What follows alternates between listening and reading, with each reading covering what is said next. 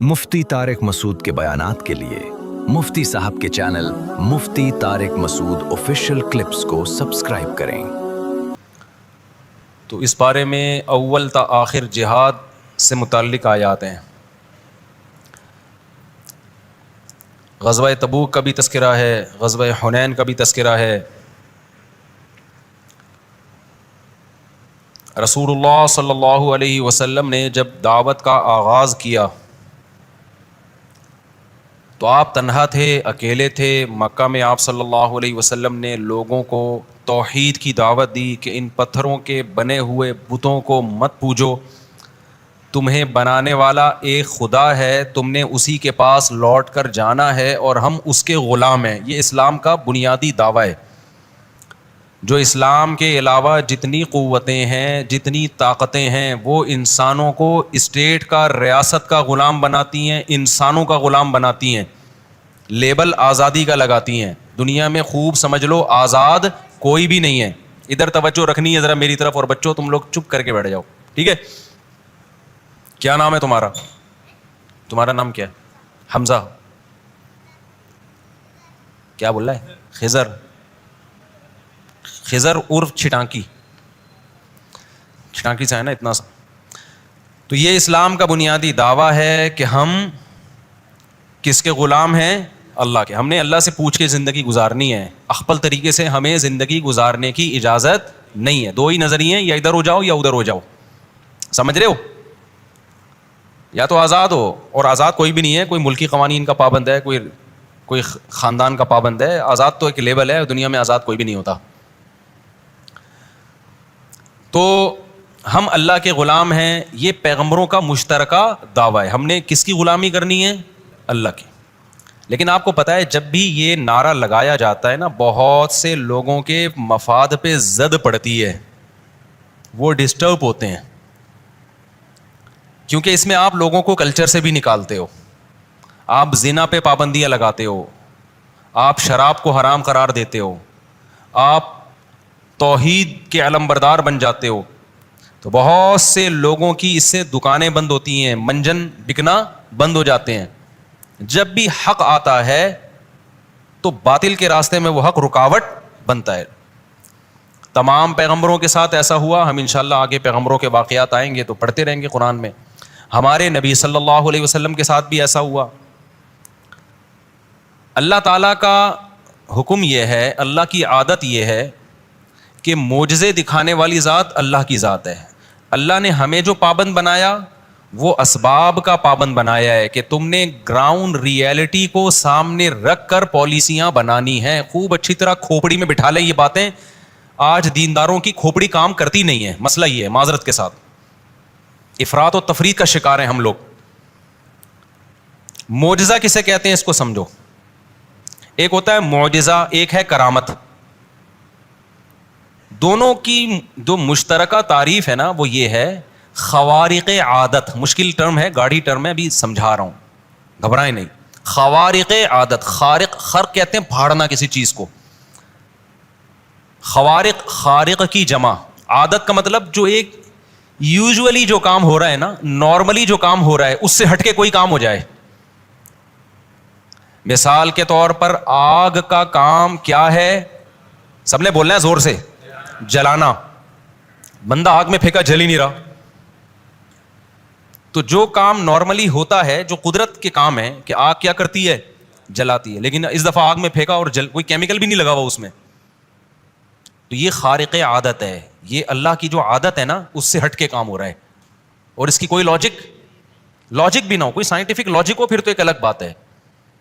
बाज़ दफ़ा ऐसे काम होते हैं बड़े उल्टे उल्टे होते हैं, लेकिन उसके पीछे कोई लॉजिक काम कर रही, कोई केमिकल लगा दिया या कुछ, आग ही नहीं है, वो देखने में आग नजर आ रही है।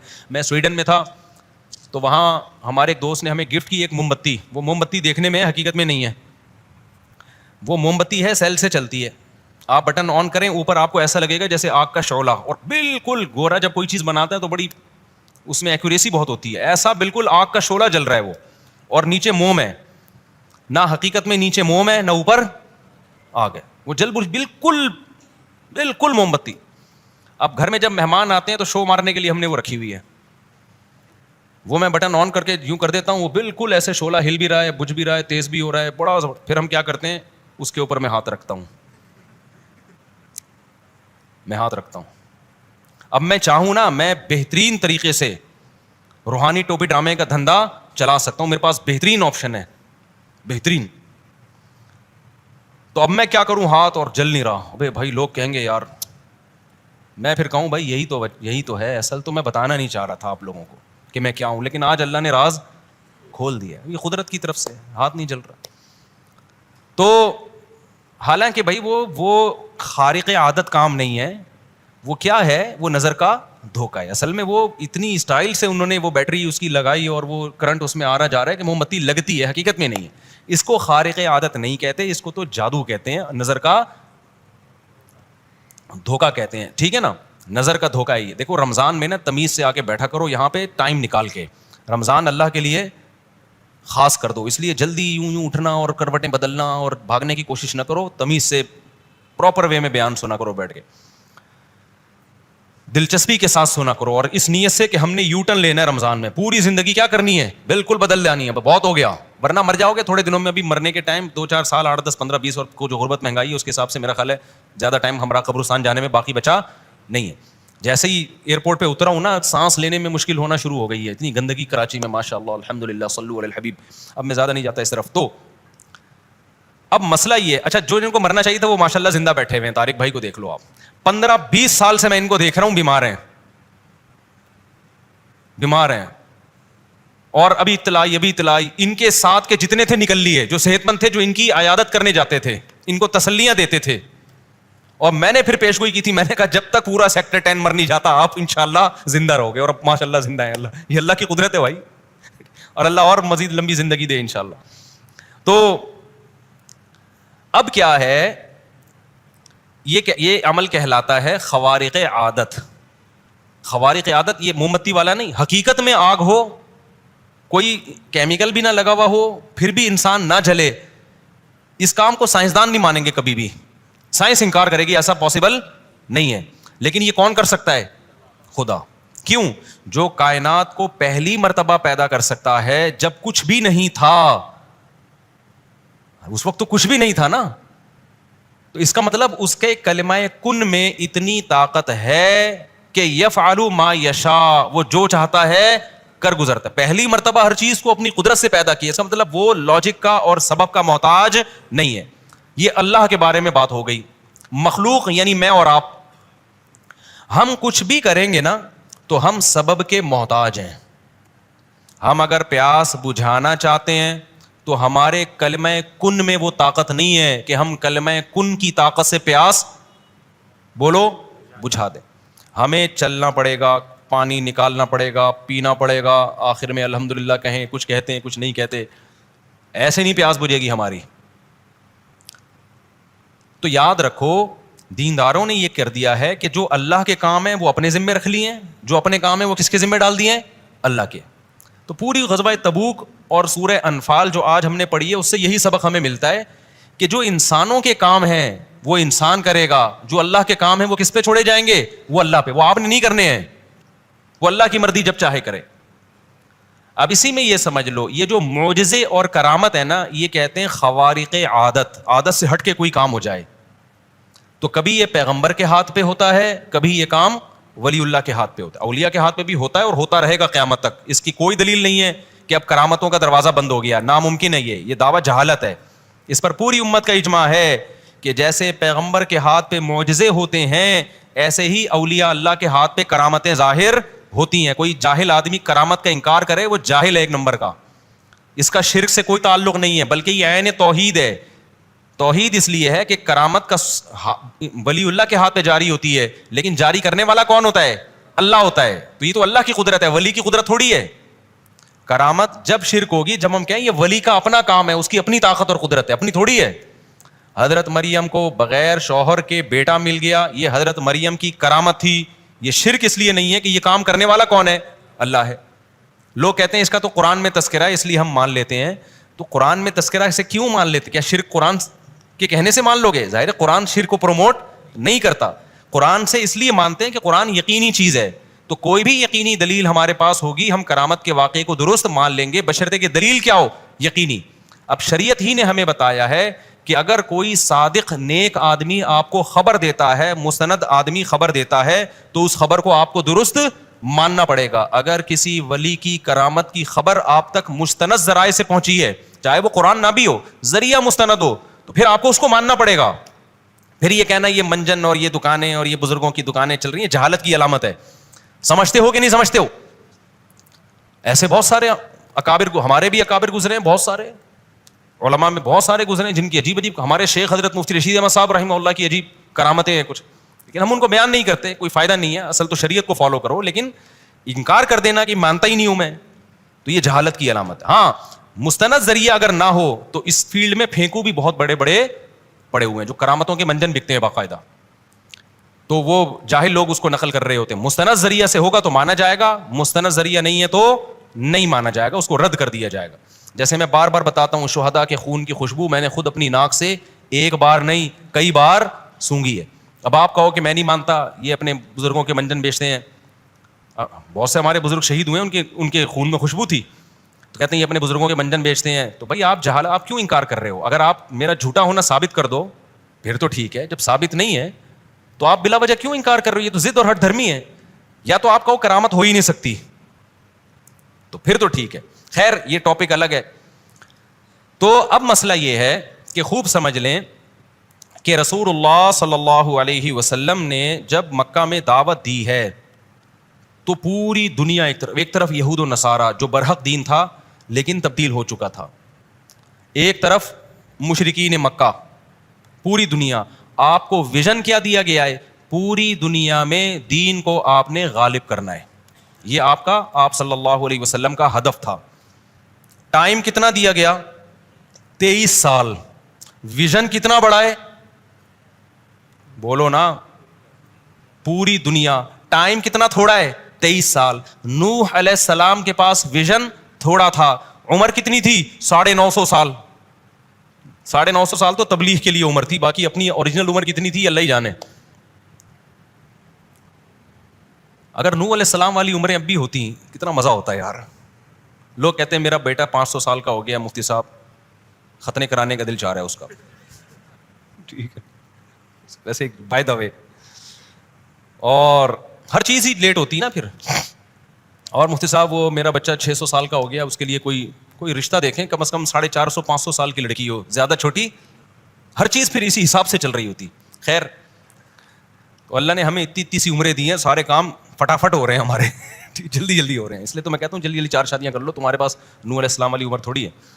استغفر اللہ, خواتین بیٹھی ہوئی ہیں, نہیں کرو, جیسے چل رہے ہو ویسے ہی چلتے رہو. اچھا خیر, تو اب دیکھو رسول اللہ صلی اللہ علیہ وسلم کو جو ٹائم دیا گیا 23 سال اور ہدف دیا گیا پوری دنیا.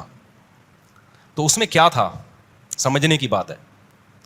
اس میں یہ تھا کہ نوح علیہ السلام کا کام تھا زبانی دعوت. زبانی دعوت 950 سال دیتے رہے, 40-50 سے زیادہ لوگ ایمان نہیں لائے. اللہ کو غضب آیا, پوری قوم کو تباہ کر دیا اللہ نے, نئی قوم پیدا ہوئی. لیکن محمد صلی اللہ علیہ وسلم جو ہے نا, وہ خاتم النبیین ہے. اللہ نے پیغمبروں کو جس مقصد کے لیے بھیجا, اس کی تکمیل کے لیے کس کو بھیجا؟ سید الانبیاء محمد صلی اللہ علیہ وسلم کو. یہ تکمیل تلوار کے بغیر ممکن تھی نہیں. کہ اب جو یہ دعوت ہوگی نا, دعوت, اس کے پیچھے کیا ہے؟ بولو نا, مجھے یہ بولو بھائی نا, میرا وہ بن چکا ہے, تو اس لیے بن چکا ہے, آپ لوگ بولتے نہیں ہو, خود ہی بول لیا کرو, تو مجھے یہ بولنا نہیں پڑے گا. تو اب اللہ نے چونکہ آخری نبی بنا کے بھیجا نا, اب اللہ نے کہا کہ اب نہیں ایسا ہوگا. یہ چونکہ لاسٹ میسنجر آف گاڈ ہے, اب ایسا نہیں ہوگا کہ یہ دعوت دیں, تمہاری مرضی ایمان لے کر آؤ, تمہاری مرضی ایمان نہیں لے کر آؤ, تم جیسے چاہو زندگی گزارو, کوئی بات نہیں, میں نیا پیغمبر بھیج دوں گا. اللہ نے کہا میں نیا پیغمبر نہیں بھیجوں گا, اب جو ہوگا یہ کر کے جائیں گے. لہذا 23 سال میں وہ کچھ کروا لیا گیا جو قیامت تک کے لیے کافی ہو گیا. 23 سال میں وہ کچھ کروایا گیا. اچھا, اس میں یہ لازمی ہے کہ ہمارے نبی صلی اللہ علیہ وسلم کو جو تلوار دی گئی, اس تلوار میں کسی کو جبرن مسلم نہیں بنایا گیا. یعنی تلوار کا مقصد یہ نہیں تھا کہ جو کلمہ نہیں پڑھتا وہ زبردستی کلمہ پڑھے. مطلب یہ ہے الاسلام یعلو ولا یعلی علیہ, تلوار اس لیے دی گئی کہ اب اسلام غالب ہو کے رہے گا, مغلوب ہو کے نہیں رہے گا. جس نے مندر جانا ہے ہماری حکومت میں جائے گا, وہ ہم مسجد اس سے پوچھ کے نہیں جائیں گے گورنمنٹ کی پرمیشن سے. نہیں ہے بات سمجھ میں؟ اب جس نے زنا کرنا ہوگا ہم پابندی لگائیں گے اس کے اوپر. کچھ پابندیاں تو ایسی ہیں جو غیر مسلموں پہ بھی لگیں گی, مسلموں پہ بھی لگیں گی. کچھ آزادیاں ایسی ہیں جو غیر مسلموں کو ملیں گی, مسلمانوں کو نہیں ملیں گی. ریاست کا لا کیا ہوگا؟ وہ اسلام ہوگا. اس میں آپ کی مرضی, آپ دین قبول کریں یا نہ کریں, آپ کی مرضی. وجہ کیا ہے؟ وجہ اس کی یہ تاکہ حق اور باطل صاف ستھرے ہو جائیں. کوئی اگر حق قبول کرنا چاہے نا تو اس کے لیے کوئی رکاوٹ نہ ہو. کیونکہ جب غیر مسلم کی حکومت ہوتی ہے پہلے زمانے میں خاص طور پر, تو حق اگر قبول کرنا چاہیں تو آپ کے لیے آسان نہیں. آپ دیکھو نا ہندوستان میں کیا ہوتا ہے, یہ تو کہتے بہت ہیں مذہبی آزادی, لیکن کوئی ہندو مسلمان ہو کے تو دکھائے. جو عذاب آتا ہے نا, جو مصیبت آتی ہے, بہت سے خاندانوں میں قتل کر دیتے ہیں. کہنے کو آزادی ہے, حقیقت میں آزادی نہیں ہے. تو 23 سال رسول اللہ صلی اللہ علیہ وسلم کو حکم دیا گیا آپ صبر کریں, کیونکہ نبی کو حکم ہے آپ گراؤنڈ ریئلٹی کو دیکھ کے زندگی گزاریں گے. گراؤنڈ ریئلٹی یہ کہہ رہی ہے کہ مسلمان بہت تھوڑے ہیں, اسلام کمزور ہیں, یہ تھوڑے مسلمان اتنے سارے لوگوں سے لڑ نہیں سکتے. اب مجھے ایک بات بتاؤ, اس وقت اگر کوئی کھڑا ہوتا کہ میں نظام تبدیل کروں گا طاقت سے, اور یہ ہم صبر کر کے جو بیٹھ گئے ہیں, مشرکین ہمیں آگ پہ لٹا رہے ہیں, انگاروں پہ لٹا رہے ہیں, اور ہمیں حکم دیا جا رہا ہے صبر کرو صبر کرو صبر کرو, ہم سسٹم کو تبدیل کریں گے, یا رسول اللہ ہمیں اجازت دے ہم مشرکین پہ حملہ کریں, اور مدد کہاں سے آئے گی؟ اللہ کی مدد آئے گی. تو ہم یہ کہتے کہ جو اس طرح کی بات کرے گا نا, لیبل بہت اچھا ہوگا, لیکن جو تھوڑی بہت مسلمانوں کی طاقت رہ گئی تھی اس کو بھی ختم کروا رہا ہے وہ. بالکل یہی کام آج ہمارے کنٹری میں ہو رہا ہے. یہی کام کیا ہو رہا ہے؟ جہاد کے نام پہ سسٹم تبدیل کرنے کی بات ہو رہی ہے. ہونا چاہیے. تبدیل کیسے ہو؟ کیا اپنی طاقت سے بڑھ کر آپ کام کرنا شروع کر دیں؟ اپنی طاقت سے بڑھ کر اگر آپ نے کام کرنا شروع کر دیا نا, تو جو تھوڑی بہت طاقت اور قوت رہ گئی ہے وہ بھی ملیا میٹ ہو جائے گی, ستیہ ناس ہو جائے گا اس کا. تو 23 سال میں 13 سال رسول اللہ صلی اللہ علیہ وسلم مکہ میں رہے. قرآن کی جتنی آیتیں وصبر, صبر کریں صبر کریں صبر کریں, صحابہ کو بھی وما صبرک الا باللہ, اللہ کی توفیق سے آپ کو صبر کی توفیق ملے گی. اور نبی صلی اللہ علیہ وسلم خوشخبریاں سنا رہے ہیں کہ ان قریب اللہ ہمیں فتح دے گا, غلبہ دے گا, لیکن ابھی کیا کرنا ہے؟ صبر صبر صبر. یہاں تک کہ مشرکین مکہ ہی نے آپ صلی اللہ علیہ وسلم کو مکہ سے نکالا. آپ خود نہیں نکلے, انہوں نے نکالنے پر مجبور کیا. ایک بڑی خاندانی پوائنٹ کی بات میں بیچ میں بتاؤں. دیکھو نبی صلی اللہ علیہ وسلم کا جب محاصرہ کیا نا مشرکین مکہ نے, عرب میں نا کچھ بڑے خاندانی قسم کی صفات تھیں. اگرچہ وہ کافر تھے, اگرچہ وہ مشرک تھے, لیکن غیرت لیس قوم نہیں تھی. اللہ نے اپنے حبیب صلی اللہ علیہ وسلم کو عربوں میں اس لیے بھیجا کہ ان کے اندر اچھی صفات ہیں, ان صفات کا رخ چینج کرنا ہے. جو بغیرت لوگ ہوتے ہیں نا وہ دنیا میں کسی کام کے نہیں ہوتے, وہ اچھے ہو کے بھی خراب ہی ہوتے ہیں. اب آپ دیکھیں جب نبی صلی اللہ علیہ وسلم کے گھر کا محاصرہ کیا نا ابو جہل نے, اس میں ابو جہل بھی تھا نبی صلی اللہ علیہ وسلم کو قتل کرنے کے لیے, تو گھر کے اندر نہیں گھسے بغیر پرمیشن کے. وہ یہ کر سکتے تھے نا, گئے دروازہ توڑ کے اندر. بولو نا کیوں عرب میں اس کو معیوب سمجھا جاتا تھا؟ یہی وجہ ہے کہ اتنا وقت نبی صلی اللہ علیہ وسلم کو ملا کہ آپ صلی اللہ علیہ وسلم اپنے بستر سے اٹھ کے چلے گئے, تشریف لے گئے. ورنہ وہ یہ بھی کر سکتے تھے نا اچانک دیواریں پھلانگ کے گھر میں چلے جائیں. نہ نہ نہ, ابو جہل ہونے کے باوجود اس حرکت کو کیا سمجھتا تھا؟ غیر اخلاقی. آج کتنے لوگ ہیں دین کا لیبل لگا کے لوگوں کے گھروں میں گھستے ہیں اور انہی کی عورتوں کو جھانکا تاکی کرنا شروع کر دیتے ہیں, انہی کے گھر سے چوریاں کرتے ہیں, انہی کے گھر سے خیانت کرتے ہیں. تو یہ غیر اخلاقی حرکتیں ہیں.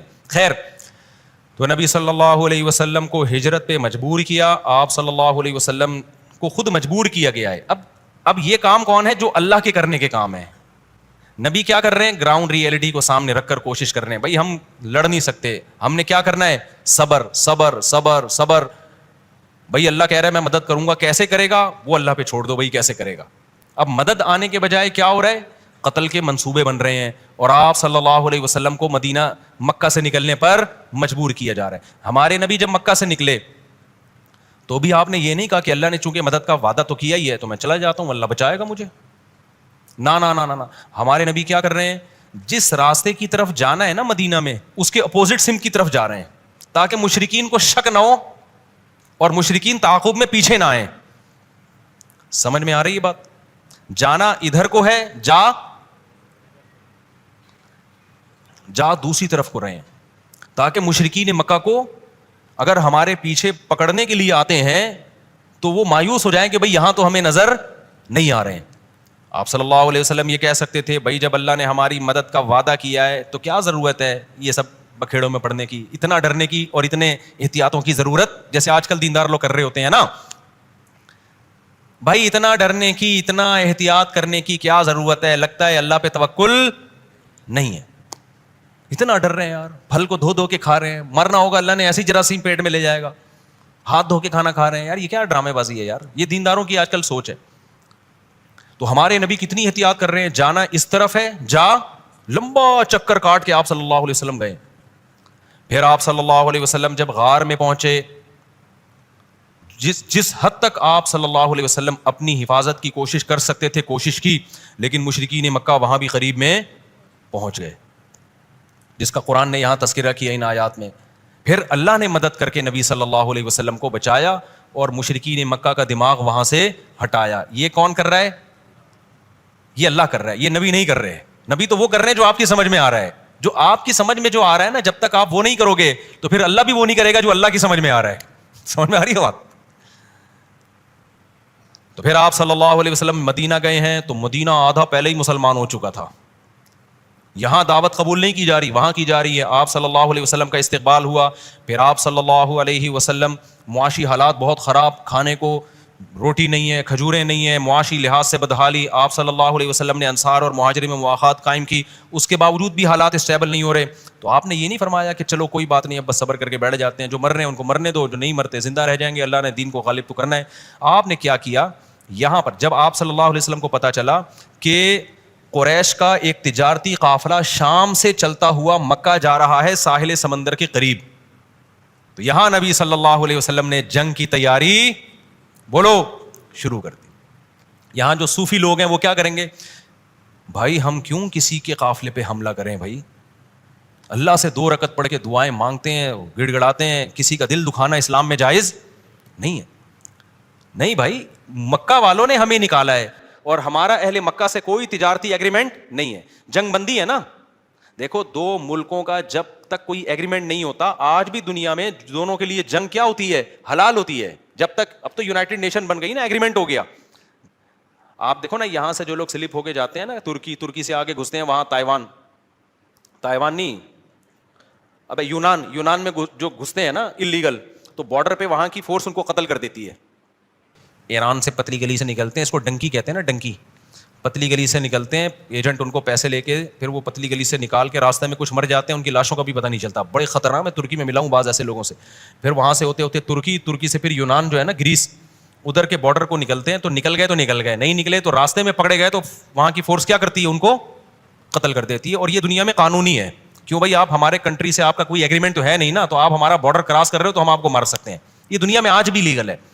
تو جب تک کوئی ایگریمنٹ نہ ہو نا 2 ملکوں کے درمیان, کسی کو یہاں سے وہاں اور وہاں سے یہاں آنے کی اجازت نہیں ہوتی. تو مکہ اور مدینہ یہ دار الحرب تھے, ان کا کوئی آپس میں ایگریمنٹ نہیں تھا. تو اس زمانے کے کلچر کے حساب سے بھی اور آج کے کلچر کے حساب سے بھی نبی کے لیے یہ جائز تھا کہ آپ صلی اللہ علیہ وسلم ان کے تجارتی قافلے پر حملہ کریں. یہ اخلاقی لیے, تبھی عربوں نے, اس زمانے کے مشرکین نے بھی اس عمل پر اعتراض نہیں کیا کہ یہ حملہ کیوں کر رہے ہیں, بلکہ اس کے دفاع کی کوشش کی انہوں نے.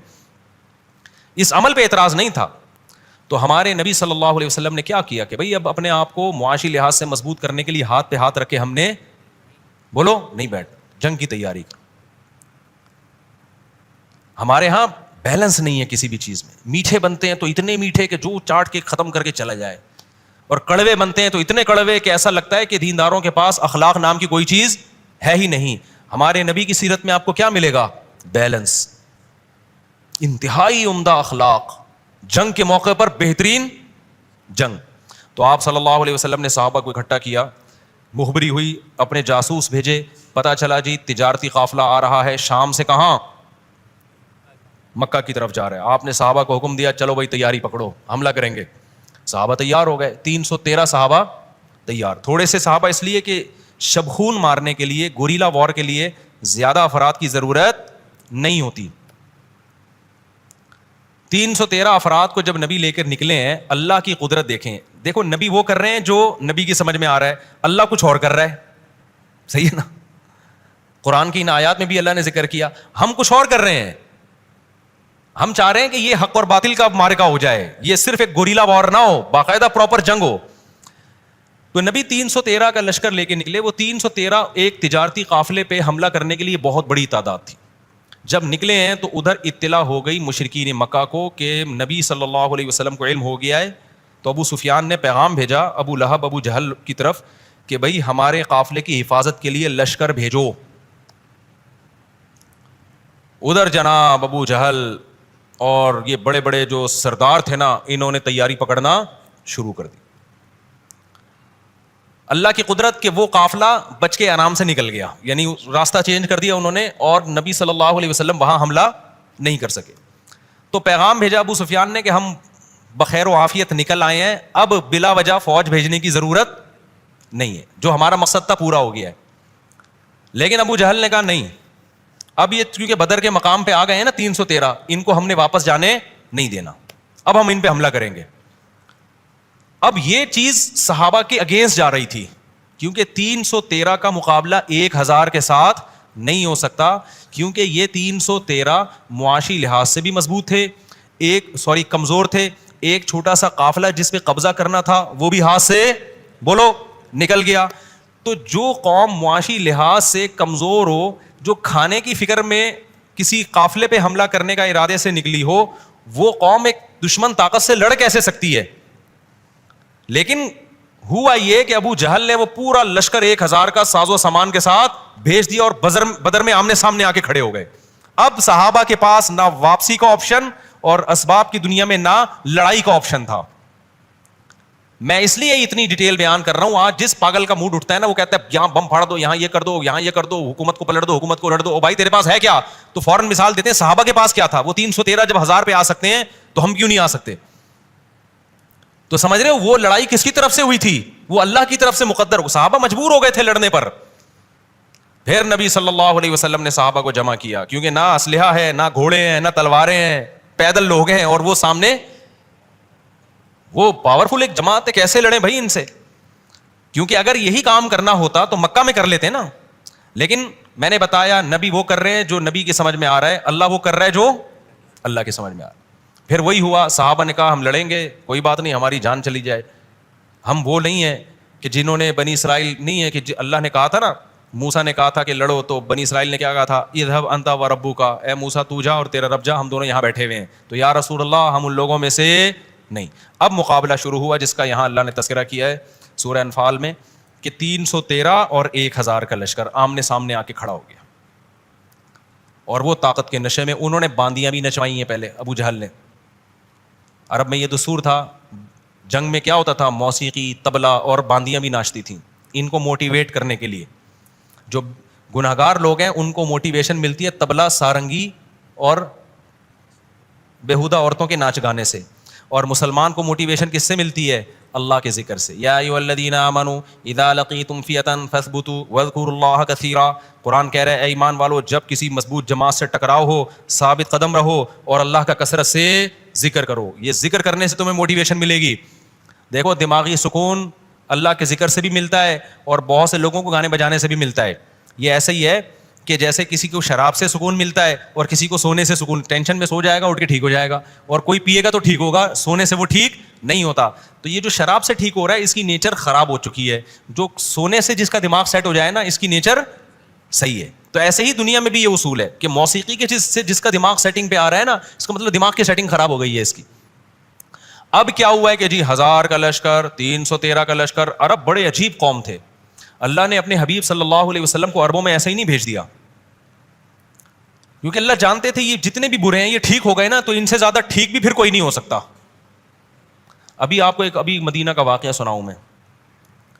ہم مسجد نبوی صلی اللہ علیہ وسلم میں بیٹھے ہوئے تھے, تو میرے شیخ استاذ بھی میں ان کے ساتھ تھا. تو ہم عصر سے پہلے وہاں جا کے نا, جو قدیم مسجد نبی جو اوریجنل نبی کے دور میں تھی, وہ کوشش ہوتی ہے وہاں جا کے بیٹھنے کی. تو وہاں بیٹھے ہوئے تھے, تو میں نے دیکھا 2 عربی جو ہے نا مدینہ منورہ کے مقامی, وہ ہمارا بہت اکرام کر رہے ہیں. ایسے جھک جھک کے مل رہے ہیں اور افطاریاں لا کے وہ رکھ رہے ہیں. وہیں کے مقامی تھے اور بڑی اونچی فیملی سے ان کا تعلق تھا. میں ان کس فیملی سے تعلق تھا میں نام نہیں بتاؤں گا, اس میں کوئی مصلحت ہے نا, کس کے ساتھ ان کا ریلیشن ہے قریبی. تو بڑے اچھے خاندان کے وہیں کے مقامی, بہت خدمت کر رہے ہیں. میں نے کہا یار یہ ان کو ہو کیا گیا ہے. اچھا میرا نام بھی جانتے ہیں, کہتے ہیں شیخ مفتی طارق مسعود. میں نے کہا نعم, ٹھیک ہے نا. اچھا ہمارے استاذ کی بھی بڑی خدمت کر رہے ہیں. بھائی میں حیران یار ان کو ہو کیا گیا ہے, اتنی محبت. پھر افطاری کے وقت میں نا لقمہ بنا کے کھلا رہے ہیں مجھے بھی اور استاذ کو بھی. ہمارے عربی لوگ نا کسی کو لفٹ نہیں کراتے, جو سعودی عرب میں رہا ہے نا ان کو پتا ہے, اور سعودی بھی ہو اور اتنی بڑی فیملی سے تعلق بھی ہو. اچھا لقمہ بنا کے کبھی پنیر لا کے رکھ رہے ہیں, کبھی کیا رکھ رہے ہیں. تو میں نے پھر پوچھا, میں نے ساتھیوں سے پوچھا بھائی یہ اتنا فری کیوں کرا رہے ہیں. پھر انہوں نے خود بتایا. انہوں نے کہا بھائی ہم یہاں تبلیغ سے جڑتے ہیں, تبلیغ والوں کے ساتھ. انتم اخرجتمونا من الضلالۃ الی الہدایہ, یہ اس کے الفاظ. تم وہ لوگ ہو جنہوں نے ہمیں گمراہی سے ہدایت کی طرف نکالا ہے, یعنی تبلیغ والے. تو ہم بھی چونکہ پاکستان سے ہیں نا, نسبت ہماری بھی انہوں نے پاکستان سے جوڑ دی نا تبلیغ سے, کہ ہم تو گمراہی میں جا رہے تھے, تبلیغ والے آئے ہمیں اللہ کے راستے میں جوڑا اور ہم گمراہی سے نکل کے کدھر آ گئے, ہدایت کی طرف. تو اب جو بھی پاکستانی ان کو لگے گا نا تھوڑا سا پکڑی شکڑی, تھوڑا سا تبلیغی اسٹائل, وہ اس کا یہی اکرام کرتے ہیں. یہ میں ابھی جو آپ کو بتا رہا ہوں نا وہ جذبات نہیں بن رہے. جب یہ سن رہا تھا نا میں ان سے, تو جو اس وقت میرے جذبات تھے نا وہ میں بیان نہیں کر سکتا. میں اپنے آنسوؤں کو چھپا رہا تھا ان سے, اور کافی دیر تک میرے آنسو بہتے رہے ہیں کہ یار کیسے خاندانی لوگ ہیں. ہمارے یہاں کسی کو پکڑ کے سہروزہ لگا دو, انسان کا بچہ بن بھی جائے گا نا پھر بھی بھول جائے گا. آپ ملے نا یار تو نے میرا بیان سن کے داڑھی رکھی ہے, تو کیا ہو گیا, رکھ لی تو ایسے کرے گا نا, تو کیا ہو گیا بھائی. آپ نے میرا بیان سن کے سنا ہے کہ کوئی اللہ نے توبہ کی تو ہاں دے دی تھی, تو وہ تو بہت ہیں دنیا میں, تو کیا کریں, بھول جاتے ہیں نا. میں نے کہا بھائی ہم نے ڈائریکٹ اس کو دعوت بھی نہیں دی ہے, دعوت دی تبلیغ والوں نے, اور فائدہ کس کو ہو رہا ہے ہر پاکستانی مولوی کو وہ عزت دے رہے ہیں, اکرام کر رہے ہیں, کھجوریں پنیر میں اور مکھن میں ڈبو کے کھلا رہے ہیں. ہم نے کہا وہاں حاجی عبدالوہاب صاحب زندہ باد. قربانی تو وہ دے کے گئے, پیڑے کون کھا رہا ہے, قربانی تو حاجی صاحب دے کے چلے گئے نا, حضرت حاجی عبدالوہاب رحمۃ اللہ علیہ. پیڑے کون کھا رہا ہے, بعد والے, ہم جیسے نالائق کیا کر رہے ہیں, پیڑے کھا رہے ہیں. لیکن میں نے کہا ان کے جذبے کو دیکھو یار, مدینہ منورہ کے ہیں یہ, اتنی اونچی فیملی سے ان کا تعلق ہے, لیکن ان پر کسی نے تھوڑا سا احسان کر دیا تو اب یہ احسان فراموشی بولو نہیں ہے. یہ اٹ از کالڈ خاندانی, سمجھتے ہو. تو اللہ تعالیٰ نے اپنے حبیب صلی اللہ علیہ وسلم کو جس قوم میں بھیجا نا, اس قوم میں کچھ واقعی خصوصیات تھیں جن کی وجہ سے اللہ نے عربوں کی سلیکشن کی ہے. تو خیر اب کیا ہوا, دونوں طرف کی فوجیں جب آمنے سامنے کھڑی ہوئی ہیں, تو عربوں میں ایک عادت تھی کہ بھائی جنگ شروع ہونے سے پہلے جو قوم کے بڑے بہادر ترین لوگ ہیں نا, پہلے ان کے بٹوین مقابلہ ہوگا. یہ بٹوین میری بنائی ہوئی انگلش ہے, ان کے بٹوین کیا ہوگا, مقابلہ ہوگا. مجھے پتا ہے یہاں بٹوین کا لفظ استعمال نہیں ہوتا, لیکن میں جان کر استعمال کر رہا ہوں. کچھ لفظ غلط ہوتے ہیں لیکن استعمال میں مزہ بہت آتا ہے. خیر اب کیا ہوا ہے کہ یہاں سے جو عرب کے, قریش کے اور ہاشمی, یہ بڑے بڑے 3 سردار, عتبہ ابن ولید تھے, مجھے نام ابھی ہر سال بیان کرتا ہوں پھر بھول جاتا ہوں, ایک کا نام یاد رہ جاتا ہے, عتبہ بن ولید, اور 2 اور سردار تھے. یہ تینوں نکلے. تینوں جب نکل کے آئے ہیں نا مشرکین مکہ کی طرف سے, تو تینوں نے نعرہ لگایا حل من مبارز, کوئی ہے ہمارا مقابلہ کرنے والا. یہ بڑے دل گردے کی بات ہوتی ہے. تو ایسا ہی ہوا. اب دیکھو یہ 3 بہادر نکلے ہیں اور انہوں نے کہا حل من مبارز, کوئی ہے ہم سے مقابلہ کرنے والا. کتنی بہادری کی بات ہے. کیا مطلب, جو ہمارے مقابلے میں آئے گا, پہلی بات وہ چھوٹا آدمی نہیں ہوگا, وہ بھی ہم جیسا بہادر اور لڑاکا ہوگا, اور جب تک ہم دونوں میں سے کوئی قتل نہ ہو جائے جنگ کا آغاز نہیں ہوگا. کیسی طاقتور قوم تھی جس کا رسول اللہ صلی اللہ علیہ وسلم سے مقابلہ. اور اسلام دیکھو قوم پرستی کے کتنا خلاف ہے. پہلی لڑائی تھی اسلام میں یہ بڑی لڑائی. بتاؤ یہ قوموں کی بیس پہ ہو رہی ہے کہ پنجابی اور مہاجروں کی لڑائی ہو رہی تھی. ادھر عرب ادھر بھی عرب, ادھر قریشی ادھر بھی قریشی, ادھر ہاشمی ادھر بھی زیادہ تر ہاشمی.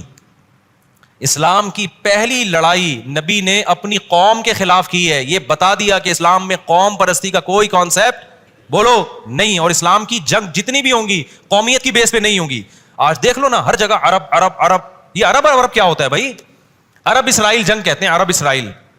میں نے خود ایک عرب عالم شیخ صالح العثیمین رحمہ اللہ سے سنا, انہوں نے بتایا کہ یہ جو عرب اسرائیل جنگ ہے نا, اس میں اس لیے مسلمانوں کو فتح نہیں ہو رہی کہ اس کا نام ہی ٹھیک نہیں ہے. اس جنگ کو کیا کہا جاتا ہے؟ عرب اسرائیل, حالانکہ ہونا چاہیے مسلم اور اسرائیل. اللہ نے عربوں کی مدد کا وعدہ نہیں کیا, اللہ نے اسلام کی مدد کا وعدہ کیا. اس جنگ پہ لیبل تو صحیح لگاؤ. ارے میں مہاجر کے بیس پہ لڑنا شروع کر دوں کسی پٹھان سے اور میں کہوں اللہ نے میری مدد کا وعدہ کیا ہے, پنجابی سے لڑنا شروع کر دوں, تو اللہ کہے گا میں نے تو کوئی مہاجر اور پٹھان اور پنجابی کی لڑائیوں میں وعدہ نہیں کیا کہ میں تجھے فتح دوں گا. اگر میں لڑائی کروں اللہ کے نام پہ کہ میں حق کے لیے لڑ رہا ہوں, پھر اللہ کہے گا میں نے تیری مدد کا وعدہ کیا ہے. تو ہماری لڑائیاں ہی صحیح بیس پہ نہیں ہو رہی ہیں. اور یاد رکھو ان لڑائیوں میں جو قتل ہوتا ہے نا, مہاجر پٹھان سرائکی پنجابی, اس لڑائی میں جو مارا گیا نا, تو نبی صلی اللہ علیہ وسلم نے فرمایا لیس منا, وہ ہم میں سے نہیں ہے, من مات علی العصبیہ, وہ جاہلیت کی موت مرے گا, جہنم کی آگ میں جائے گا. اور اس موت, اس جنگ کو کیا کہا جا رہا ہے؟ حق کے لیے جان دے دی, اس نے مر گیا. وہ بھائی بدبودار موت ہے, قوم پرستی کی بیس پہ مرا ہے. قوموں کی بیس پہ نہ اللہ جنت کا فیصلہ کرے گا نہ اللہ جہنم کا. قوم کا لفظ تو اللہ نے ایک آیت میں اڑا دیا, ان اکرمکم عند اللہ اتقاکم. اللہ نے کہا اللہ کی نظر میں جو زیادہ پرہیزگار ہے وہی زیادہ عزت دار بھی ہے. اور اللہ نے کہا ہم نے تم کو ایک آدم اور ایک اماں حوا سے پیدا کیا ہے اور تمہیں قبیلوں میں بانٹ دیا ہم نے. قبیلوں میں بٹنا یہ عزت اور ذلت کا معیار نہیں ہے. عزت اور ذلت عمل پر ہے. اچھا عمل ہے تو پٹھان ہو, پنجابی ہو, مہاجر ہو, سرائکی ہو, اچھے ہو. اور اگر عمل برا ہے تو پٹھان ہے, پنجابی ہے, مہاجر ہے, سرائکی ہے, جو بھی ہے جہنم میں جائے گا. سمجھ میں آ رہی ہے بات؟ تو غزوہ بدر کا پہلا سبق ہمیں کیا ملتا ہے؟ قوم کی تلوار کس کے خلاف اٹھ رہی ہے؟ قوم کے خلاف. دوسری بات, ادھر سے جو ہے نا, ادھر سے بھی حضرت علی رضی اللہ, ادھر سے بھی 3 اصحاب آئے, انصار تھے. وہ انصار کی غیرت دیکھو یار, لڑنے کے لیے آ گئے تینوں. انصار بھی یہ کہہ سکتے تھے بھائی تمہاری آپس کی لڑائی عرب عرب ہے, ہم کیوں بیچ میں پڑے بھائی, نہ یہ اسلام اور کفر کی جنگ ہے. ادھر سے انصار آئے, لیکن ان لوگوں نے کیا کہا قریشیوں نے کہ لیس باکفائنا, یہ ہمارے ہم پلہ نہیں, یہ ہمارے جیسے بہادر اور مضبوط لوگ نہیں ہیں.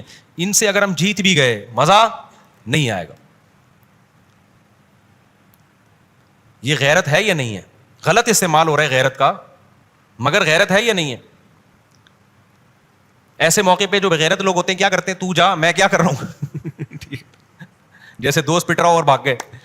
تو ادھر سے نبی صلی اللہ علیہ وسلم نے پھر حضرت علی کو آگے کیا, حضرت حمزہ کو آگے کیا, اور ابو عبیدہ ابن جراح کو, یا تیسرے صحابی کا نام میں ہمیشہ بھول جاتا ہوں, ابو عبیدہ ابن جراح تو بعد میں شہید ہوئے تھے. ایک اور صحابی ہیں, کسی کے ذہن میں نام ہو تو بتا دیں مجھے.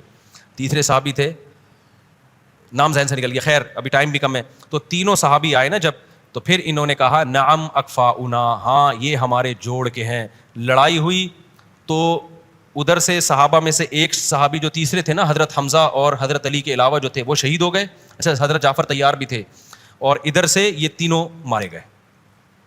ان تینوں کیا ہو گئے, ان کی بہادری ان کو لے ڈوبی, بالآخر مر گئی ہے. اس کے بعد جنگ شروع ہوئی تو اللہ تعالیٰ قرآن میں کہتے ہیں ہم نے آسمان سے فرشتے نازل کیے اور رسول اللہ صلی اللہ علیہ وسلم سجدے میں گر گئے جنگ کے دوران, اور اتنی دعائیں مانگی. صحیح بخاری کے الفاظ ہیں, اے اللہ اگر اس لشکر کو شکست ہو گئی, کیونکہ یہ ہم تو لڑنے کے لیے نہیں آئے تھے یہاں پہ, لیکن اب لڑائی میں پڑ گئے ہیں, اب تو یہ 313 لوگ میں نے سامنے رکھ دیے, اگر ان کو شکست ہو گئی لم تعبد, قیامت تک زمین پہ تیری عبادت نہیں ہوگی. تو اگر چاہتا ہے نا تیری عبادت, کیونکہ نبی آخری نبی ہے نا, تو نبی کی تو پوری محنت ہی یہ 313 ہیں, یہی اگر شہید ہو گئے جو کہ بظاہر لگ رہا ہے, تو اے اللہ پھر تو نے جس مقصد کے لیے مجھے بھیجا ہے نا, قیامت تک اس مقصد کی تکمیل نہیں, کیونکہ میں تو آخری نبی ہوں. دیکھو اللہ چاہتا تھا نا کہ میری عبادت ہوتی رہے, اللہ چاہتا تھا نا, اور اللہ چاہتے ہیں کہ میری عبادت ہوا کرے. ہمارا جو لبرل طبقہ ہے, سیکولر طبقہ ہے, یہ سب کچھ چاہتا ہے, لیکن ان کو اللہ کی عبادت سے کوئی غرض نہیں ہے. کہتے ہیں تراویح پڑھنے جا رہا ہے, نماز پڑھنے جا رہا ہے, ٹائم ویسٹنگ ہے, سائنسی ترقی کرو یار, اتنی دیر میں کوئی نئی چیز ایجاد کر لیتے, بس یہ اسی میں لگے ہوئے ہیں.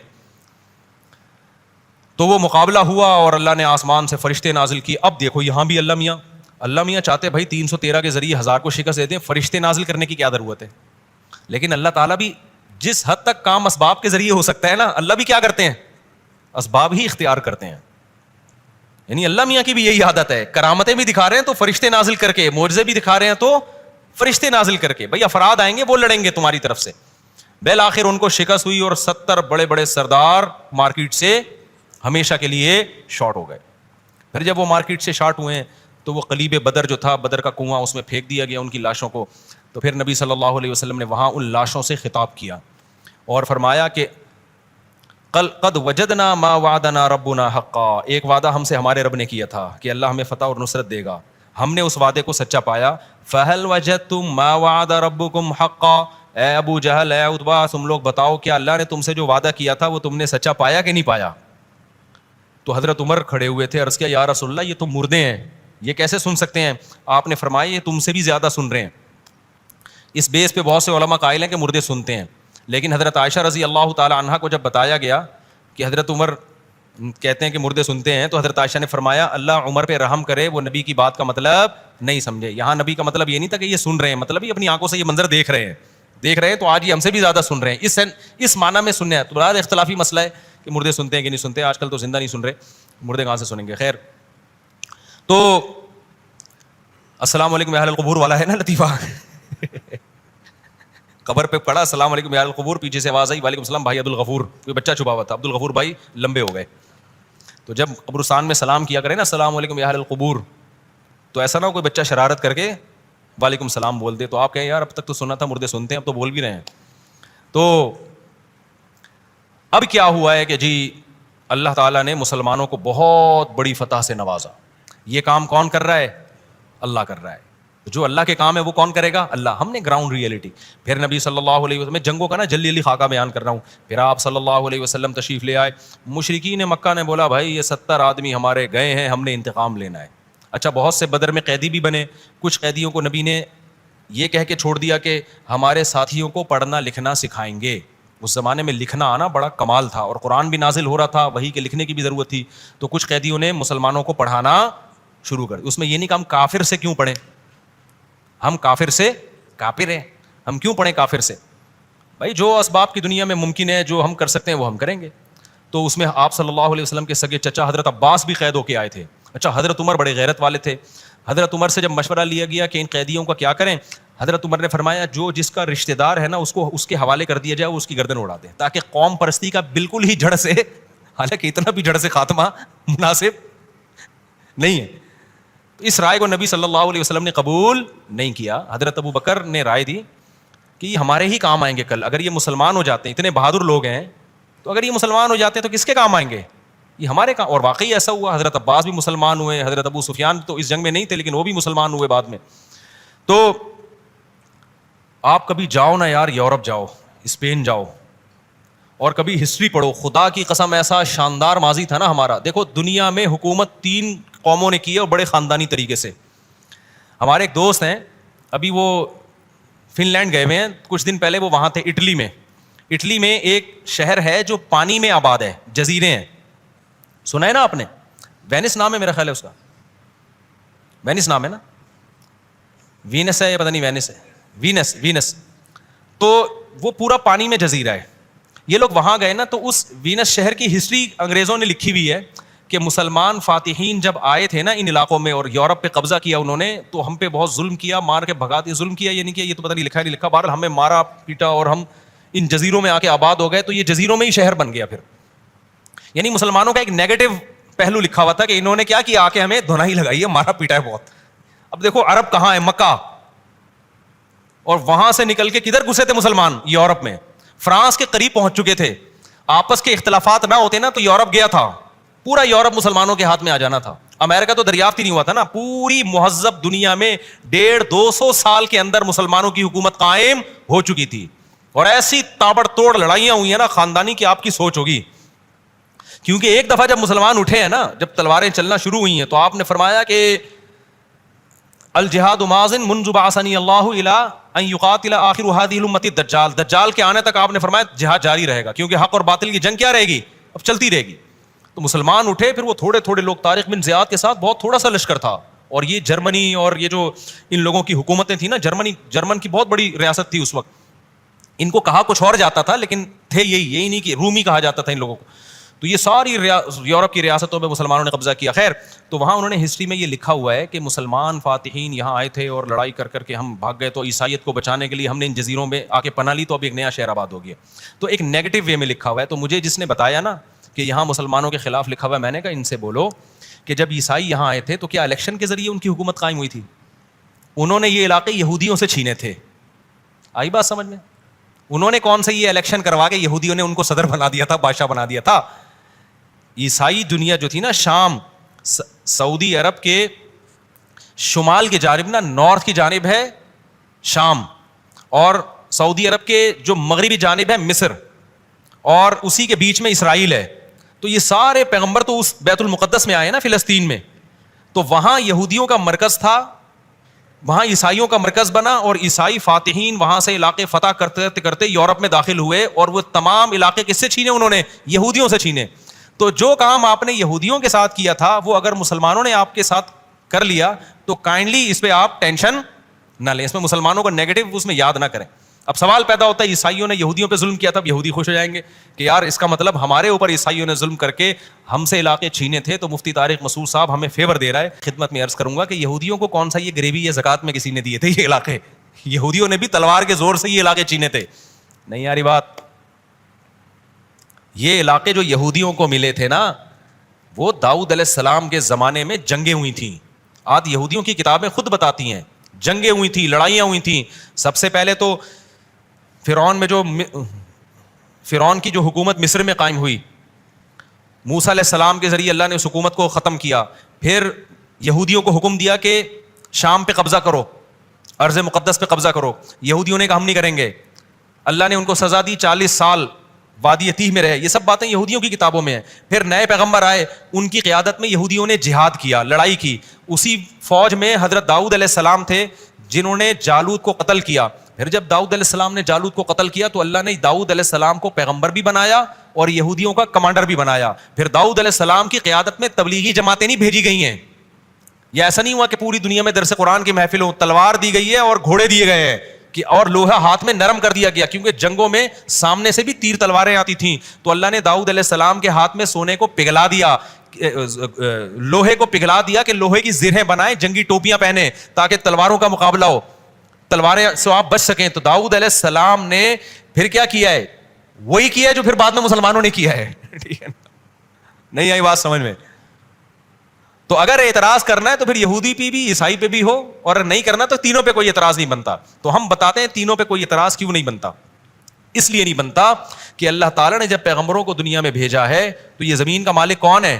اللہ ہے. اللہ کہتے ہیں کہ جو باطل ہے اسے زمین میں رہنے کا حق ہے, زمین پہ حکومت کا اسے حق نہیں ہے. یہ اللہ کا نظام ہے.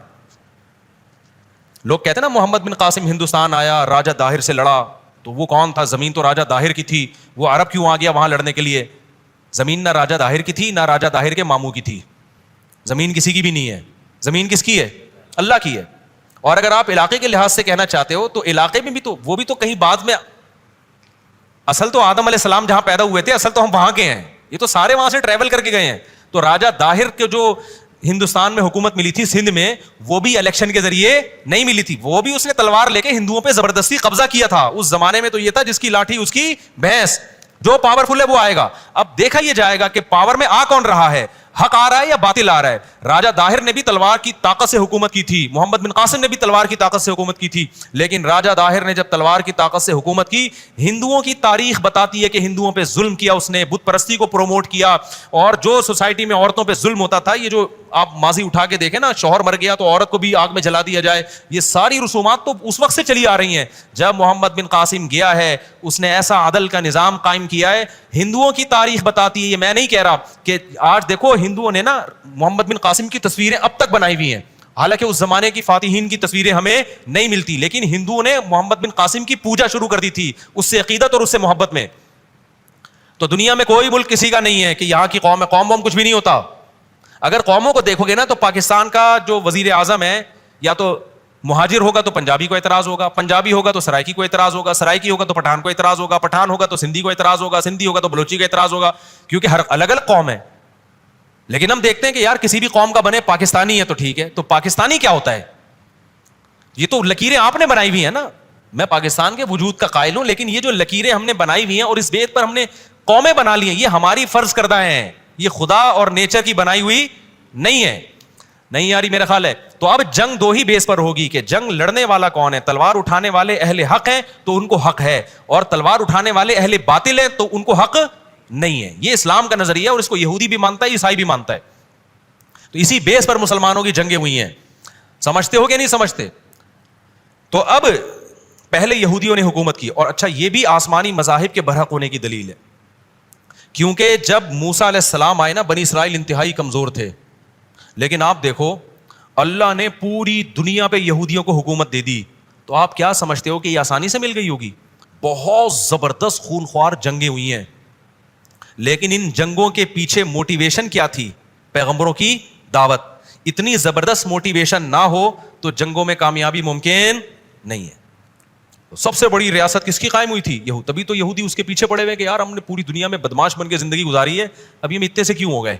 اب وہ چاہ رہے ہیں کہ اسرائیل ان کے پاس آئے, بیت المقدس ان کے پاس آئے, ان کا جو اول قبلہ تھا وہاں سے ہم دوبارہ سے آغاز کریں, اور داؤد علیہ السلام اور سلیمان علیہ السلام کے دور میں جو ہماری اتنی بڑی حکومت اور ان کی تاریخیں بتاتی ہیں نا قائم ہوئی تھی, ہم دوبارہ قائم کریں.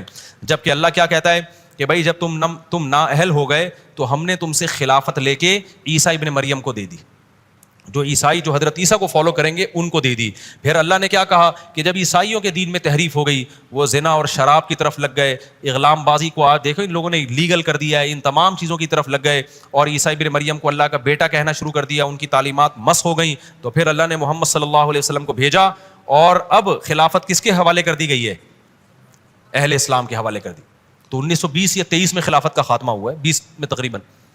آپ کو پتہ ہے آج امریکہ سپر پاور ہے, کل رشیا سپر پاور تھا. چند سال پرانی بات ہے, تھوڑا سا پیچھے جائے نا 1920 تک, تو سپر پاور کون تھا پتہ ہے آپ کو؟ مسلمان تھے. 40-50 کنٹری, بلکہ اس سے بھی زیادہ, یہ ہماری کسٹڈی میں تھے. پہلی جنگ عظیم میں برطانیہ نے خلافت عثمانیہ پہ حملہ کے لیے بحری بیڑا بھیجا تھا, تو اس کو ہماری فوجوں نے کیا کر دیا تھا؟ آج تصور ہے کہ برطانیہ بحری بیڑا بھیج رہا ہے اور ہماری فورسز, ہے ممکن ہے لیکن بہت مشکل ہے. تو اتنا بڑا بحری بیڑا تھا, اور جو ہماری خلافت تھی نا, جس کو گریٹ اتھیمین کہتے ہیں یہ انگریز, پتہ نہیں انگلش میں کیا پروناؤنسیشن ہے, انہوں نے اس کو واپس کر دیا تھا. یہ تو پہلی جنگ عظیم میں ہم جرمنی کے اتحادی بن گئے تو مار کھا لی, جرمنی پٹا تو ہم بھی پٹ گئے, ٹھیک ہے نا. اگر پہلی جنگ عظیم میں ہم جرمنی کا ساتھ نہ دیتے, آج جرمن کے نا مسلمانوں سے بڑے اچھے تعلقات ہیں اس وجہ سے, ترکی سے بھی بڑے اچھے, ان کو پتا ہے کہ انہوں نے ہمیشہ ہمارا ساتھ دیا, کیونکہ 2 بلاک بن گئے تھے نا, ہم جرمن کے ساتھ تھے, وہ پٹے تو ہم بھی غریبی میں, جب ظاہر ہے دوست پٹتا ہے تو پھر ہم بھی غریبی میں پٹے, اور ہماری خلافت کی ایسی کی تیسی ہو گئی. اور اس میں ہمارے بھی بہت سارے قصور تھے. اس میں مذہبی لوگوں کا ایک بہت بڑا قصور یہ تھا کہ وہ پرانی روایات کو پکڑ کے رکھے ہوئے تھے. وہ سائنس اور ٹیکنالوجی کے میدان میں جتنی ترقی کرنی چاہیے تھی, اس ترقی میں کسی حد تک رکاوٹ بنے ہوئے تھے. بہت ساری چیزیں زمانے کے حساب سے اپڈیٹ کرنی تھی, وہ نہیں کر رہے تھے. بڑے مسائل ہیں, اور بہت سارے مسائل ہیں. تو خیر وہ خلافت کا خاتمہ ہوا, تو یہ زیادہ پرانی بات نہیں ہے. تو ہم نے دنیا پہ, یہ جو ہندوستان ہے جس میں بنگلہ دیش بھی ہے, جس میں آپ کا برما بھی ہے, جس میں پاکستان بھی, اور پورا انڈیا بھی, اس پورے خطے پہ 1000 سال کس نے حکومت کی ہے؟ ہم 20% بھی نہیں تھے, لیکن ہماری بدماشی دیکھو یار. اتنے بڑے علاقے پہ اکبر بادشاہ ہی خالی 50 سال نکال کے گیا ہے, صحیح ہے نا, جلال الدین اکبر 50 سال تو خالی اسی کے بنتے ہیں. اور ایسے ایسے ہندو کہتے ہیں بڑے ظالم تھے, نا نا نا نا نا نا نا. آج کا ہندوستان دیکھو, اور مسلمانوں نے جب حکومت کی اس وقت کا ہندوستان دیکھو. انگریز کہے گا اس وقت کا ہندوستان آج سے کروڑا گنا بہتر تھا. عالمگیر بادشاہ رحمۃ اللہ علیہ جیسے بادشاہ ہندوستان کو دیے مسلمانوں نے, جو ٹوپیوں کی سلائی کر کے بیچ کے گزارا کیا کرتے تھے. آج ہندوستان میں ہندوؤں کی تاریخ اٹھا کے دیکھو, تمہیں پتا چلے گا عالمگیر کون تھے. سمجھتا ہے یا نہیں سمجھتا؟ اور انگریزوں نے لکھا ہے کہ اتنا امن تھا, ادھر ہندوؤں کے مندر ہیں, ادھر گردوارے ہیں سکھوں کے, ادھر عیسائیوں کے چرچ ہیں, ادھر مسلمانوں کی مسجد ہے, کوئی لڑائی, کوئی آپس میں پھڈا نہیں ہوا. اتنی مسلمانوں نے مذہبی آزادی دی تھی. اور سینکڑوں وہ لڑکیاں جن کے شوہر کو کی ڈیتھ ہو گئی تو ان کو آگ میں جلانے کے لیے لے جایا جا رہا تھا, جیسے کہ ہندوؤں میں تھا. ان لڑکیوں کو بچانے والے کون تھے؟ مسلمان تھے. آپ ہسٹری پڑھو گے نا تو آپ کو پتا چلے گا مسلمانوں نے ہندوستان پہ ظلم نہیں کیا, ایسا اسٹیبل کیا ہے نا. جب آپ کے مغلوں کی حکومت تھی, ہمارے مغلوں کی, تو برطانیہ جو ہے نا, برطانیہ, اس نے پابندی لگائی تھی کہ یہ جو ہندوستان کے جو بحری جہاز ہیں نا, یہ ہماری پورٹ کے قریب سے نہ گزریں, کیونکہ یہ اتنے خاندانی بہترین جہاز ہیں کہ ان جہازوں کو لوگوں نے دیکھ لیا تو ہمارے جہاز مارکیٹ میں بکنا ختم ہو جائیں گے. ایسے ہندوستان کے انجینئر تھے. جامعۃ الرشید نے اس پہ ایک ڈاکومنٹری بنائی ہے ہندوستان کی تاریخ پر. وہ ڈاکومنٹری آپ ضرور دیکھیں, وہ ساری انگریزوں کی کتابوں سے لے کے بنائی ہے. گورے کیا کہہ رہے ہیں ہندوستان کے بارے میں جب مسلمانوں کی حکومت تھی. گورے نے آ کے نا ہندوستان کی ایسی کی, بولو تیسی کی ہے. آپ کہتے ہیں ٹرین کی پٹریاں ڈال دی اس نے. یہ پٹریاں تو وہ تو ٹرینیں ایجاد ہو رہی تھیں, یہ تو ویسے ہی ڈلنی تھی, مسلمان ڈال دیتے پٹریاں. خلافت عثمانیہ نے ابھی تک ٹرین کی پٹری ہے وہاں پہ حرم میں آتی ہے, وہ اسٹیشن جا کے دیکھ لو ترکوں کا. تو کہنے پٹریاں ڈال دی. او بھائی پٹریاں تو انہوں نے ڈالی, سڑکیں بنا دی. جو یہاں سے خزانے لے کے گئے ہیں نا, وہ جو برطانیہ نے ترقی کی ہے وہ ہمارے ہی نوالے چھین کے ترقی کی ہے. آج بڑے بڑے ہیں, kindly nice to meet you, ٹوپی ڈرامے کر رہے ہیں. ٹھیک ہے, بہت اچھے ہیں اخلاقی لحاظ سے, میں نہیں, کیونکہ مجھے ویزا بھی چاہیے برطانیہ کا. خیر وہ میرے بیان نکال لیتے ہیں. لیکن یہ جو ہے نا, یہ سارا خون کس کا ہے؟ یہ ہماری رگوں سے نا خون نچوڑ کے برطانیہ ٹرانسفر کیا گیا ہے. سمجھتا ہے کہ نہیں سمجھتا ہے؟ وہ تو اللہ ہٹلر کا بھلا کرے, ظالم آدمی تھا, لیکن تھا غلط آدمی, تعریف نہیں کر رہا. لیکن ہٹلر سے ہمیں یہ فائدہ ہو گیا کہ ہٹلر جب اٹھا اس نے پوری دنیا میں قبضہ کرنے کی ٹھانی, تو برطانیہ کی بھی ایسی کی تیسی کی. اس نے برطانیہ کو شکست تو نہیں دے سکا, لیکن ایسے تابڑ توڑ حملے کیے کہ برطانیہ کمزور ہو گیا اور وہ ہندوستان پہ اپنا تسلط برقرار نہیں رکھ سکا. اگر ہٹلر مسلمان ہوتا, دعائے مغفرت تو پھر بھی نہیں کرتا, ظالم بہت تھا بہرحال, ٹھیک ہے. لیکن بہرحال یہ ضرور کہتا ہے اللہ ایک نیکی اس کو کم از کم اس کے اعمال میں ڈال دے, کہ غلط کیا اس نے, لیکن اس غلط کا ایک فائدہ ہمیں ہو گیا کہ وہ برطانیہ کمزور ہو گیا اور پتلی گلی سے نکل گیا. اس کے بعد برطانیہ جاتے جاتے بھی ایسا کام کر کے گیا ہے نا, انڈیا پاکستان کو لڑا کے چلا گیا. حالانکہ انڈیا پاکستان کی کوئی لڑائی بنتی نہیں ہے, دونوں کی زبان اردو ہندی ایک ہی زبان ہے, دونوں کے کھانے ایک جیسے. ہم جاتے ہیں نا باہر ملکوں میں, پاکستانی ہوٹل یا انڈین ہوٹل, ہمیں پتا ہے دونوں کا ٹیسٹ کیا ہوگا, ایک ہی جیسا ہوگا. انڈین پاکستانی ایک زبان مل رہی ہے, تہذیب مل رہی ہے, سب نے شلواریں قمیضیں پہنی ہوئی ہیں, وہی بالکل 100%. لڑ ایسے رہے ہیں جیسے پتہ نہیں ان کی پرانی کوئی لڑائیاں ہیں. اکٹھے ہم نے 1000 سال سے زیادہ عرصہ گزار لیا. یہ بھی گورے کی سازش ہے, جاتے ہوئے کشمیر کو متنازع بنا کے چلا گیا. تو یہ گورے میرے بھائی بہت اچھے ہیں, اتنے نہیں ہیں جتنا آپ ان کو سمجھتے. یہ ویسے اچھے ہیں, نائس ٹو میٹ یو, آئیے تھینک یو, روڈ پار کرا دیا, نابینا کو یوں کر دیا, اتنا بہت اچھا ہے. لیکن یہ جو اندر ان کی سازشیں ہیں نا, انہوں نے ہمارا بیڑا غرق کیا ہے. ہمارا بجٹ کتنا فوج پہ خرچ ہو رہا ہے, لڑائی میں ہو رہا ہے نا. اگر یہ دونوں ملک آپس میں دوستی کر لیں بیٹھ کے کہ یار نہ تم ہمیں پیٹو نہ ہم تمہیں ماریں گے, یہ فوج کا بجٹ کیا ہو جائے گا, کم ہو جائے گا. دونوں ایش کریں گے, بارڈر کھول دو یار ایک دوسرے کے لیے. لڑائی, وہ ہم کہتے تھے بچپن میں جب لڑائی ہوتی تھی, لڑائی معاف کرو, اللہ کا گھر صاف کرو.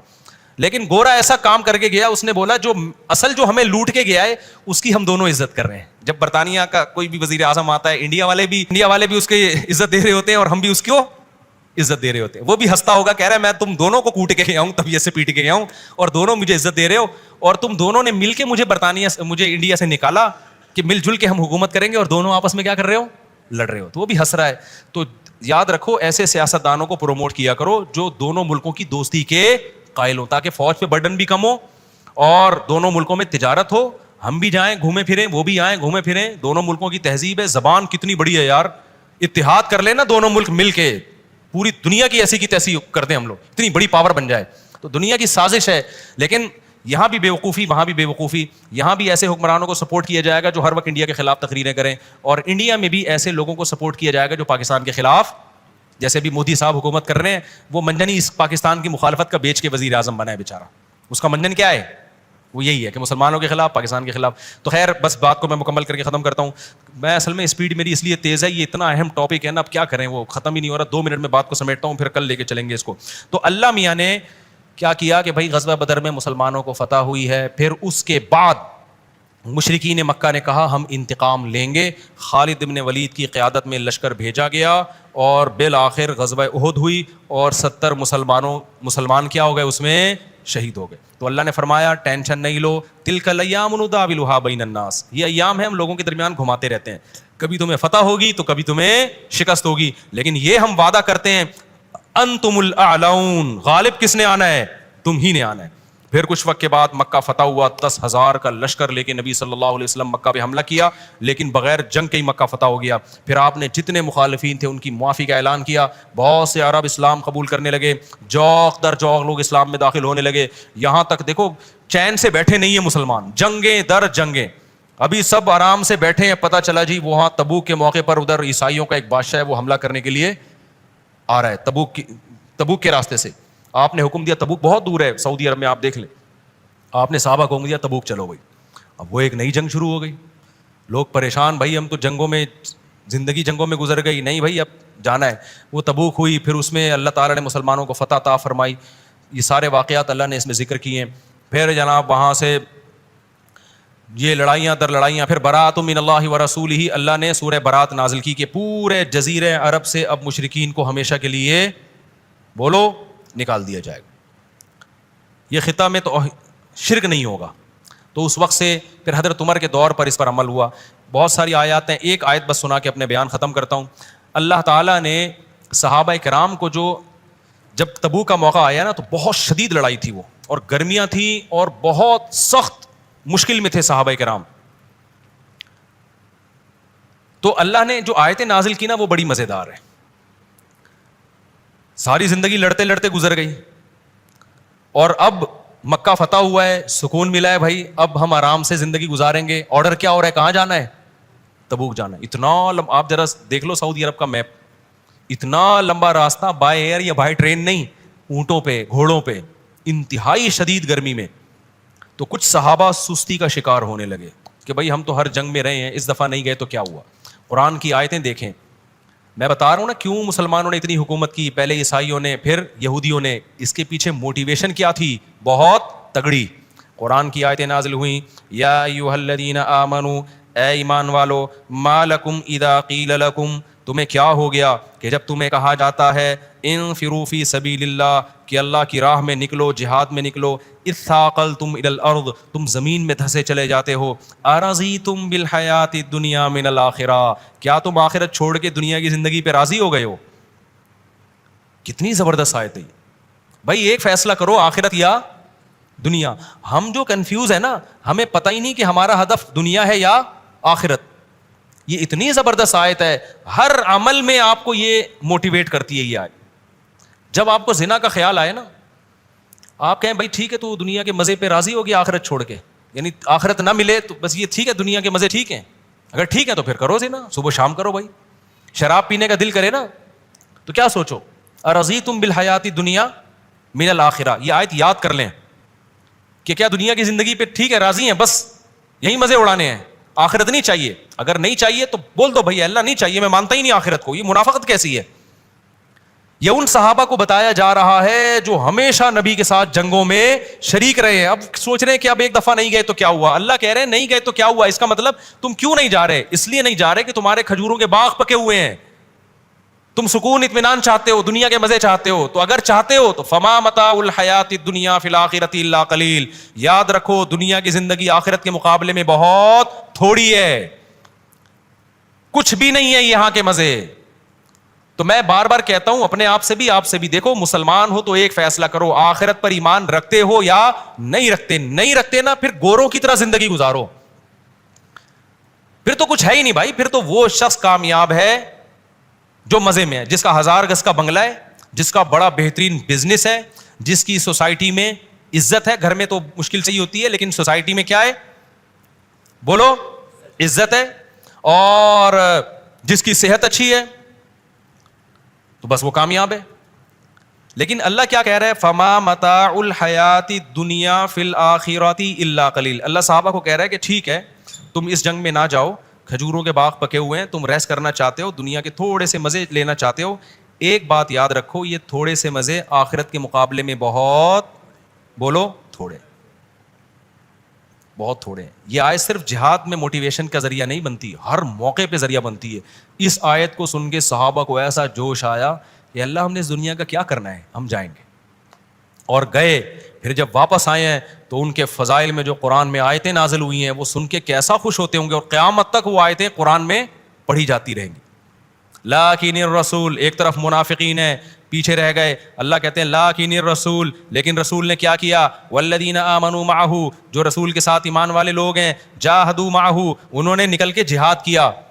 اولئک, اللہ تعالیٰ فرماتے ہیں کہ اعد اللہ لہم جنات تجری, ان قریب اللہ ان کو ایسے باغات میں داخل کرے گا, تجری من تحتها الانہار, جن کے نیچے نہریں بہتی ہیں, خالدین فیہا, ہمیشہ جوانی, کبھی موت نہیں آئے گی.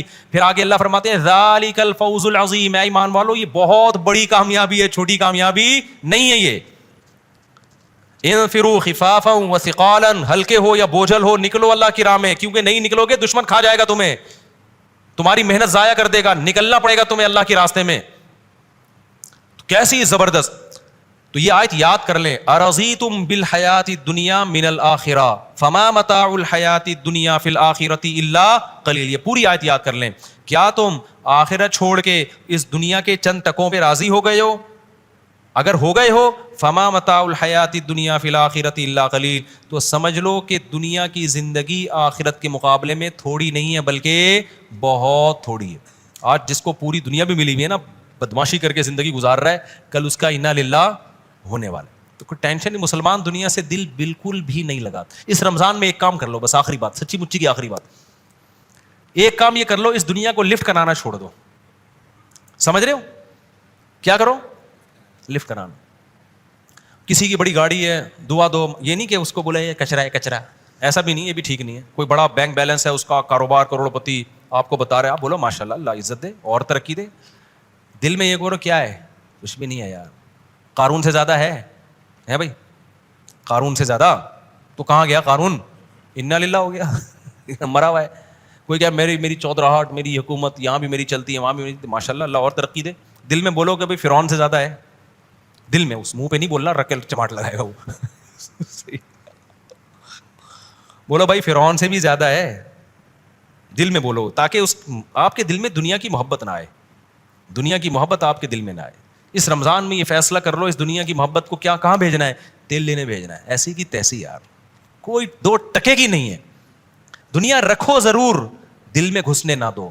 دل میں گھسنے کا مطلب آپ غریب کو بے سے بغیرت سمجھنا شروع کر دو، اور کیا کیا ہے، یو سے الو سمجھنا شروع کر دو. جو آج کل فیس بک یوٹیوب پہ نا غریبوں کو بڑا تانے دیے جا رہے ہیں. او بھائی یہ غریب اگر عمل اچھا ہے، خدا کی قسم کروڑہا گنا خوش قسمت ہے. اور مالدار جس کا عمل ٹھیک نہیں ہے، کچھ بھی نہیں ہے، تھوڑے دنوں میں مر جائے گا. اور مالداروں میں ٹینشن کا ریشو غریبوں سے زیادہ ہے، ڈپریشن زیادہ ہے، کیونکہ سب کچھ ہے نا، تو اب سمجھ میں نہیں آتا اب کریں کیا. اب دسترخوان میں 20 چیزیں آ گئی، تو بوفے میں ٹینشن ہوتی ہے کہ نہیں ہوتی؟ بوفے میں ٹینشن ہوتی ہے، یہ کھاؤں، بٹیر بھی کھانے ہیں، مچھلی بھی کھانی ہے اور چکن بھی کھانا ہے، کیا کھائے آدمی؟ تو تھوڑا تھوڑا سب کھا کے کسی کام کا نہیں رہتا. غریب کو انتہائی شدید بھوک کے بعد دال چاول ملتے ہیں، اس کو پتہ ہے یہی پھوڑنا ہے، شروع میں بھی یہی اور اینڈ بٹ لک میں چبا چبا کے کھاتا ہے. وہ ایسے چبا چبا کے کھائے گا نا، مزہ آئے گا اس کو. تو یہ جو زیادہ دولت ہے نا، یہ نعمت اس وقت ہے جب اللہ کی مرضی میں استعمال ہو، پھر نعمت ہے. پھر دولت مند غریب سے آگے نکل جائے گا قیامت کے دن، کیونکہ اس کو وہ زیادہ خیر کے کاموں میں خرچ کر رہا ہے.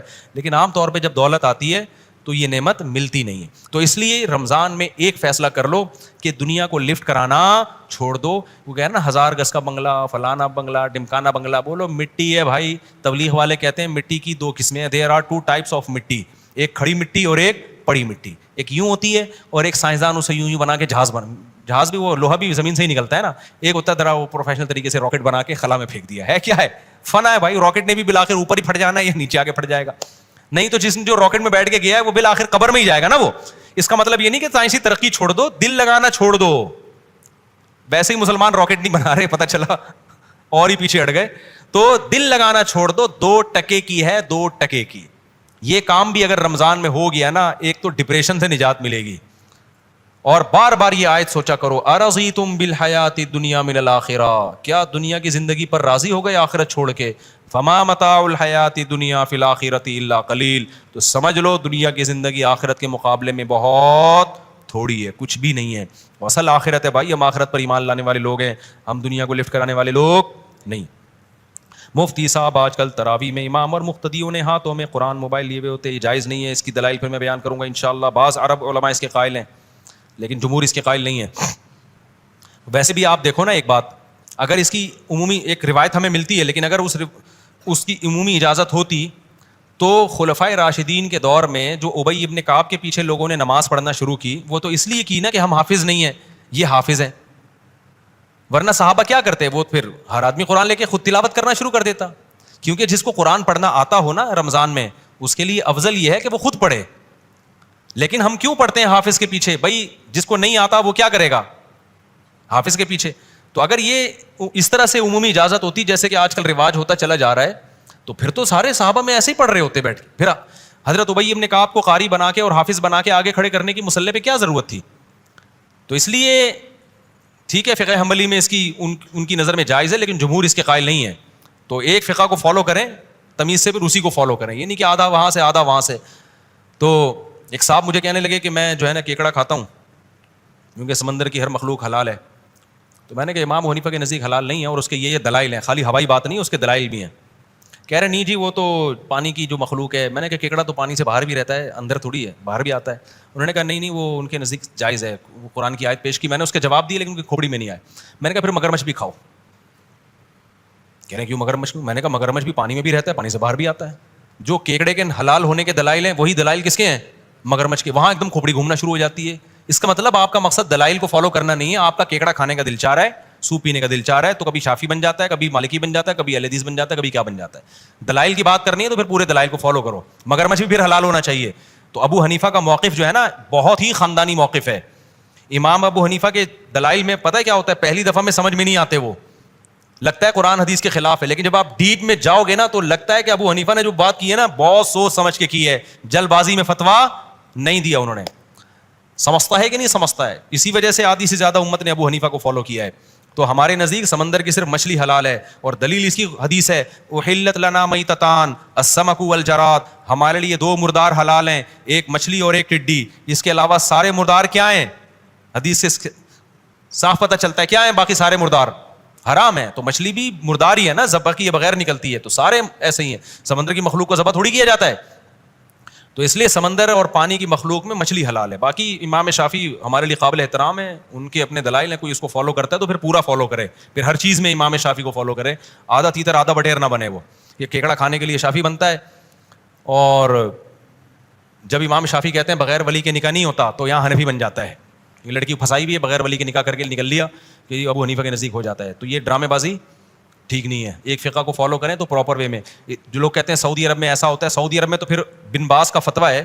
لوگ کہتے ہیں ہم سعودی عرب کے علماء کو فالو کرتے ہیں، سعودی عرب کے علماء کہتے ہیں ایسے ویسے، بہت سے مسائل بتا رہے ہوتے ہیں. میں کہتا ہوں یار تم یہاں تو فقہ حنفی رائج ہے، تم سعودی عرب کے علماء کو کیوں فالو کر رہے ہو؟ کہہ رہے ہیں وہ قرآن حدیث زیادہ سمجھتے ہیں. میں نے کہا اچھا، شیخ بن باز جو تھے سعودی عرب کے مفتی اعظم، ان کا فتویٰ تھا ایک نماز جان کر چھوڑ دے گا نا، جان کر کافر ہو جائے گا، اس کا نکاح ختم ہو جائے گا، بغیر توبہ کے مر گیا تو مسلمانوں کے قبرستان میں دفن نہیں کیا جائے گا. یہاں وہ حنفی بن جاتے ہیں. کہہ رہے ہیں بہت شدت ہے اس میں.